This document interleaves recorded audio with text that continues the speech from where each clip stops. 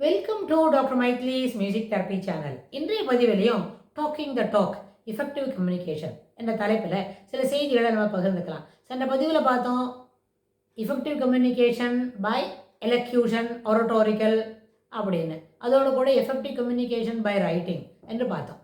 இது ரெண்டுமே சாத்தியம்தான். By writing என்னெல்லாம் செய்ய முடியும்னு சொன்னால், முதல்ல we can take it to the media. நம்ம ஒரு செய்தித்தாளில் இதை பற்றி எழுதுகிறோம், ஒரு நாட்டில் இது போல் ஒரு முக்கியமான செய்திகள் இருக்குது, அதாவது வெதர் ரிப்போர்ட் பற்றி சுலபமாக தெரிஞ்சிக்க முடியும் அப்படின்னு ஒரு செய்தி எழுதலாம். அப்புறம் நம்ம நாடு சுதந்திரம் அடைந்ததுக்கு நம்ம என்னெல்லாம் செய்கிறோம். அப்புறம் இப்போ கம்யூனிகேஷன் லெவலில் technology and communication, technologically how we have improved, எப்படியெல்லாம் இன்டர்நெட்டு வைஃபைலாம் வச்சு நம்ம கம்யூனிகேஷனை சரிப்படுத்துகிறோம், சிறப்புப்படுத்துகிறோம், சீர்மையப்படுத்துகிறோம் அப்படின்றத பெரிய ரைட்டிங்கில் நம்ம கொண்டு தர முடியும். ஒரு ஆஸ்பெக்ட் சின்ன சின்ன விஷயங்களாக இருந்தால் கூட அதை பற்றி தெளிவாக நல்ல சாங்கபாங்கமாக எழுத முடியும். அது எல்லாருக்கும் ரீச் ஆகும் ஒரே நேரத்தில். அப்புறம் விஷுவல் மீடியா அப்படி இருக்குது. விஷுவல் மீடியாவாக இருந்தாலும் டாக்கிங் த டாக் அப்படின்னு வரும்போது அதை பை எலக்யூஷன் ஆரட்டோரிக்கலாக கூட நம்ம விஷுவல் மீடியாவில் பேச முடியும்.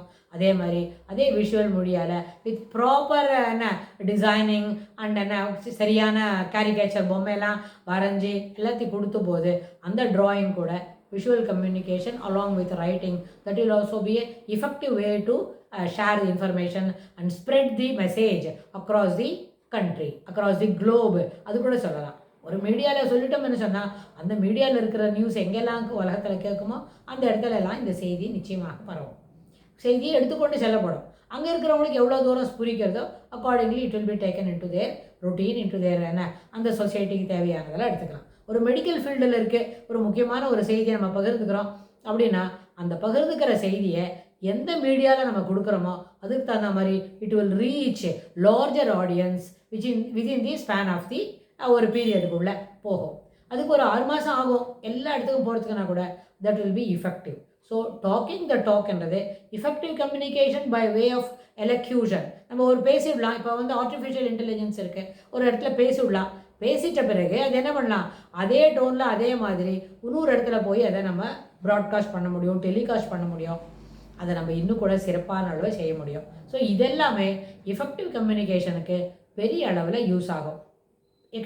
கம்யூனிகேஷன் என்பது சொல்லக்கூடிய செய்திகளை பரிமாறிக்கணும். அது ஹோம் ஃப்ரண்ட்டில் ஒருத்தருக்கு நம்ம வீட்டில் இருக்கிறவங்களோட பேசுகிறோம், அப்புறம் அடுத்தவங்கள்ட்ட சொல்கிறோம். இந்த சின்ன ஏரியாக்குள்ளே சில லோக்கல் டெய்லிஸ், லோக்கல் நியூஸ் பேப்பரில் சில செய்திகளை சொல்கிறோம். அப்போ சொல்ல வந்த கம்யூனிகேஷன், சொல்ல வந்த செய்தி பாசிட்டிவாக இருக்கணும், ஏற்புடையதாக இருக்கணும், அப்புறம் நம்மளோட சமுதாயத்துக்கு பயனுள்ளதாக இருக்கணும். நம்மளுக்கு தான் டாக்கிங் த டாக் தெரியுமே, நல்லா பேசுமே நம்ம தான் அப்படின்னு சொல்லி ஊரில் இருக்கிற எல்லா நெகட்டிவும் சேர்த்து ஒரே சென்டென்ஸில் சொல்கிற மாதிரி வி ஷுட் நாட் கெட் அன்னாய்டு. அப்படி நம்ம ஒரு செய்தி சொல்கிறோம், அந்த செய்தியை கேட்டு எல்லாருக்கும் ரொம்ப பயம் வருது அப்படின்னா those type of conversations ought to be assured, ought to be deleted அப்படின்ற ஒரு கான்செப்டில் நம்ம இருக்கணும்.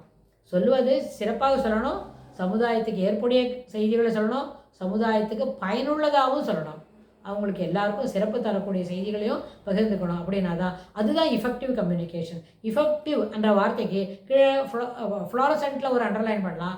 Communication should be in floral designs. Floral டிசைன்ஸ்னால் it reaches everyone with a smiling. எந்த விதத்தை சொன்னாலும் சிறப்பானது, ஏற்றுக்கொள்ளக்கூடியது, தனக்கு மனதிற்கு நன்மை பயப்பது, அப்படி இருக்கிற கம்யூனிகேஷன் சொன்னால் எல்லாருக்குமே அது இனிமையானதாக இருக்கும். சில நேரத்தில் சில செய்திகளை நம்ம பகிர்ந்துக்கும் போது அதில் எந்த விதமான எமோஷன்ஸும் காட்டாமல் என்ன பண்ணோம், பிளெயினாக சொல்ல முடியும். அப்படின்னா அது கூட எஃபெக்டிவ் கம்யூனிகேஷன் தான்.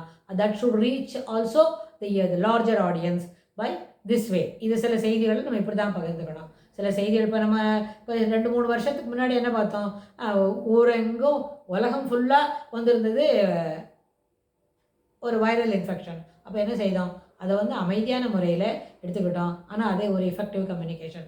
உலகம் ஃபுல்லாக குறிப்பிட்ட நாளுக்குள்ளே இத்தனை செய்திகள் இத்தனை அளவில் என்ன பண்ணுது, சென்று அடைந்தது. சிலவங்களுக்கு வேக்சின் எப்படி கிடைக்கும்னு தெரிஞ்சது.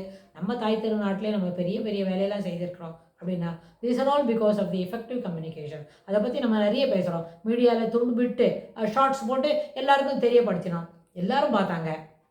நம்ம எல்லாருக்குமே அது ஒரு நல்ல பழக்கமாக அமைஞ்சது. ஸோ அதுலேருந்து தான் நம்ம என்ன பண்ணிட்டோம், எல்லாருமே ஷார்ட்ஸ் பார்க்குற ஒரு பழக்கத்தை ஏற்படுத்திக்கிட்டோம். இந்த ஷார்ட்ஸில் சிறப்பான செய்திகள், தேவையான செய்திகளை கொடுக்கணும். ஆனால் நிறைய நெகட்டிவ் கொடுத்து அதில் வந்து unwanted activities, unwanted communication is being taken into that activity ought to be astute that has be curtailed அப்படின்னு நம்ம தாழ்மையாக கேட்டுக்கிறோம். இந்த பதிவில் இதை நிறுத்திக்கிட்டு இதுக்கு தொடர்புடைய செய்திகளை வரப்போகிற பகுதிகளில் பார்க்கலாம். தேங்க்ஸ் ஃபார் வாட்சிங்.